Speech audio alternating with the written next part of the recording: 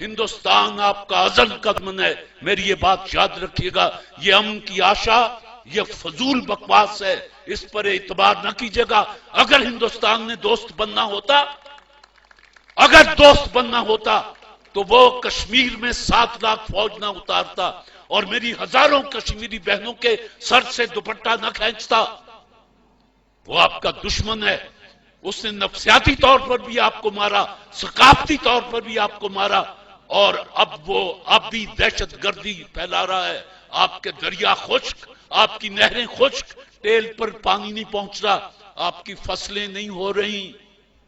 اگر یہی صورتحال رہی، امن کی آشائیں ایسی رہیں، تو خدا معاف کرے، میں بڑا بھیانک نقشہ دیکھتا ہوں۔ ہمیں کوئی جینیس لیڈر نہیں ملا۔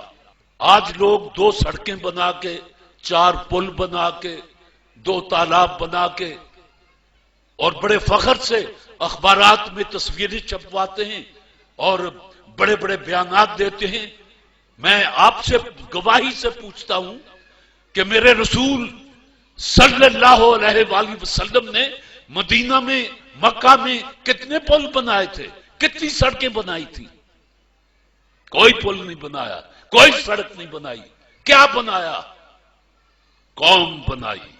جب قوم بن جاتی ہے، پل خود بن جاتے ہیں، سڑکیں خود بن جاتی ہیں۔ آپ کو پتا ہے کہ اب ایک سازش کے تحت پاکستان کی اسمبلی کا الیکشن کروڑوں روپے کا بنا دیا گیا ہے۔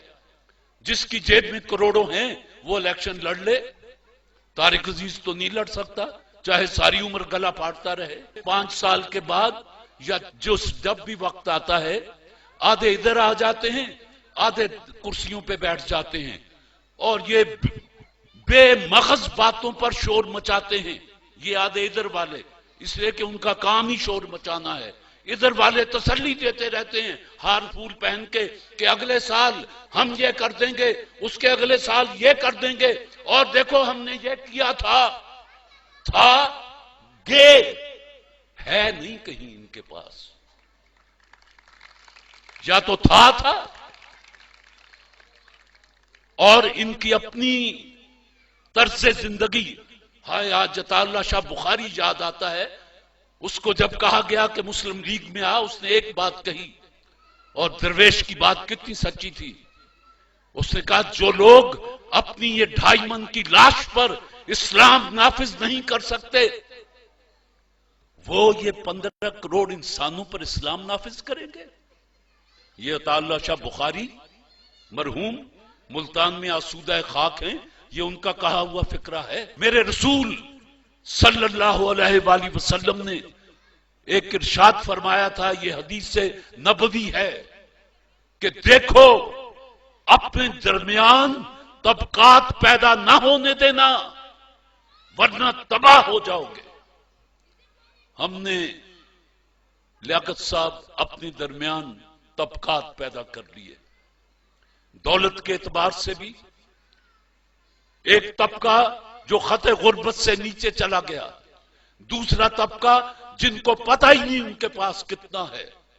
طبقات، تعلیمی نظام 4-4، 5-5، اس 7,96,095 مربع کلومیٹر جس کو پاکستان کہیں، یہاں 5-5 نظام تعلیم چلے، قوم کیسے بنتی؟ وہ یگانگت کیسے آتی؟ وہ یکجہتی کیسے پیدا ہوتی؟ غریب کا بچہ تپڑوں والے سکول میں، اور اس کو ڈیل کرنے والے قصائیوں جیسے چہرے والے ماسٹر، اور بعض ایچسن میں، برن ہال میں، جی سی میں، اور ادھر اسلامیہ سکول، ادھر مولوی بیٹھا صرف قرآن اور حدیث ناظرہ پڑھا رہا ہے، ترجمہ نہیں بتا رہا، اس کو خود نہیں آتا۔ یہ زبان سے لا الہ کہہ دینا، اقبال کہتا ہے کچھ نہیں، دل و نگاہ مسلمان نہیں تو کچھ بھی نہیں۔ تو جن کو پتہ ہی نہیں وہ کیا پڑھ رہے ہیں، تو اس سے زیادہ قرآن کی بے حرمتی آپ اور کیا کر سکتے ہیں کہ 5 وقت پڑھتے ہیں، کوئی پوچھے کیا پڑھ کے آیا ہے، آپ کہیں کہ یار قرآن پڑھ کے آیا ہوں. کیا پڑھا؟ قرآن. بے کیا سمجھا؟ کیا پایا؟ ثواب. اس میں لکھا ہوا کیا ہے؟ اللہ جانے. جیدی کتاب ہے وہ تو جانتا ہی ہے، اللہ جانے.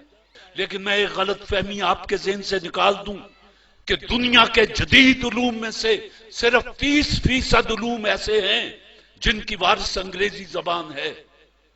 ایشیا کا کوئی ملک ایسا نہیں جس کی قومی زبان انگریزی ہو، لیکن 30% علوم ایسے ہیں جو انگریزی زبان میں ہیں، باقی جرمنی میں ہیں، فرینچ میں ہیں، چائنیز میں ہیں. آپ جرمنی میں جا کے انگریزی بولیں، وہ آپ کا منہ دیکھنے لگتا ہے جیسے ہمارا چک 37 کا بندہ ایسے بندے کا افسر کا منہ دیکھے جو انگریزی بول رہا ہو، وہ ایم کر کے دیکھتا ہے کہ بول رہے ہیں.